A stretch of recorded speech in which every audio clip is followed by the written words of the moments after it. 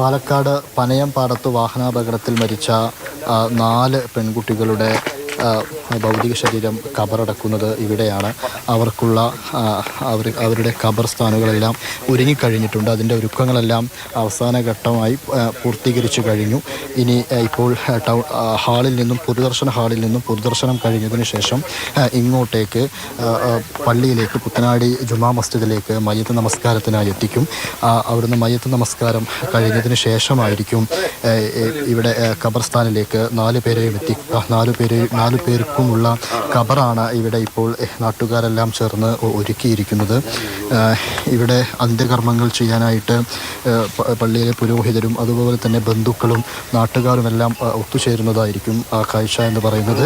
എന്തായാലും അവർക്കുള്ള ഖബറിൻ്റെ അവസാനഘട്ട ഒരുക്കങ്ങളെല്ലാം കഴിഞ്ഞിരിക്കുകയാണ്. ഈ ഖബറിൽ ഓരോരുത്തരെയായി വെക്കുകയും 6 അടി മണ്ണിലേക്ക് ഓരോരുത്തരെയായി വെക്കുകയും അതിന് മുകളിലായിട്ട് പ്രത്യേക സ്ലാബുകൾ വെച്ചതിന് ശേഷമാണ് ഇത് മണ്ണിട്ട് മൂടുക. ശേഷം മീസാൻ കല്ലുകൾ ഉറപ്പിച്ച് മൈലാഞ്ചി ചെടിയും കുത്തിയതിന് ശേഷമാണ് ഇവിടെ നിന്നും ആളുകൾ പ്രാർത്ഥന ചൊല്ലി ഇവിടെ നിന്നും പിരിയുക. പ്രാർത്ഥന മുഖരിതമാകുന്നൊരു നേരം കൂടെയാണ് ഈ ഖബറിലേക്ക് ഓരോ കുഞ്ഞുങ്ങളെയും ഓരോ പെൺകുഞ്ഞുങ്ങളെയും വെക്കുന്ന സമയമെന്ന് പറയുന്നത്. പ്രാർത്ഥനകൾ കൊണ്ട് മുഖരിതമാവുന്ന സമയം കൂടെയാണ്. അതെല്ലാം കഴിഞ്ഞ് കൂട്ടപ്രാർത്ഥനയും കഴിഞ്ഞതിന് ശേഷമായിരിക്കും ഇവിടെ നിന്നും ആളുകൾ മടങ്ങുക. എന്തായാലും ഇപ്പോൾ എല്ലാ ഒരുക്കങ്ങളും പൂർത്തീകരിച്ച് തയ്യാറായി നിൽക്കുകയാണ്.